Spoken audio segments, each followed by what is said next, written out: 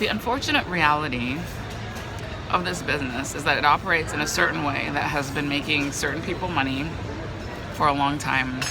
And within the constraints of that system and the way it operates, it does not leave room for people from the outside to break in. So how do I go forward on my own? How do I distribute this on my own? As hard as I have worked for the last 3 years to make this movie, this is the worst. There's a big hard sun beating on the big people. I have a new bump on my eye, which is a new thing.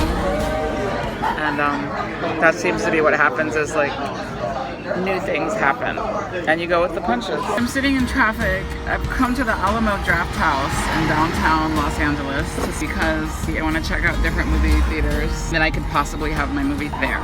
It's taken me an hour to get here, and now with traffic. So this makes me think a lot about, do I want to have my movie here? It's like, if you don't live in the area, it's kind of a pain in the ass. So I got here after figuring out parking, which was not clear, and then figuring out where it was, and then figure out how to walk through this outdoor mall to get here is like not conducive to a happy movie going experience. This thing on my eye is getting bigger, so I'm starting to be able to feel it and kind of see it. Hopefully we can figure out how to get rid of that. And then the distributor guy, he was like, my whole plan about doing self-distribution is ridiculous. And he was just like, it's really hard to get people out into movie theaters, and what you're doing, you just really shouldn't. I would advise against it. It's like, really, to work so hard and to be told to just quit right here? No, I want things to change. I want the industry to change. I want the audiences to change. I want Americans to change. And I believe that they want to. I mean, everything's still owned by this homogeneous group of white men. They're the ones who make the decisions. This is not a great movie. You only read up to page 5. The first 5 pages make or break a script.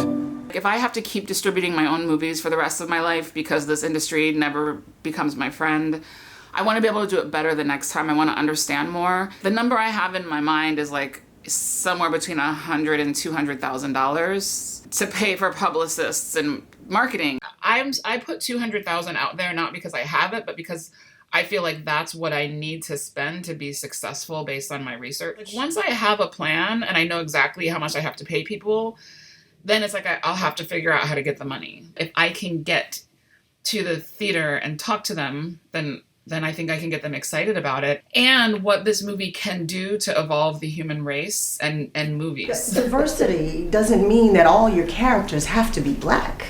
It means diverse points of view telling universal narrative. The distribution phase is by far the hardest because your life and the outcome and money, are in other people's hands. So I'm about to have a meeting with AMC. Hopefully I can convince them to put Una Great Movie in the AMC theater chain. I've gotten enough really great responses that I feel really confident taking this movie forward into, as wide a theatrical release as I can afford.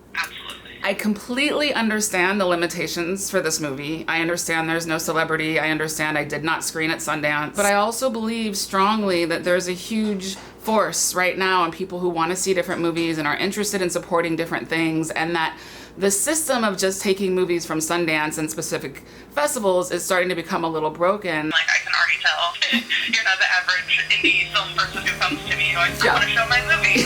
No. You already have very grounded and know. It is nice when you have someone who they know their movie inside and out. They know the audience. They know who they want to market to. So I think that's great. If this does well, this will help everybody. This will show that indie films, that there is an audience for indie films. I'm gonna show that there is an excitement for people to come out to theaters.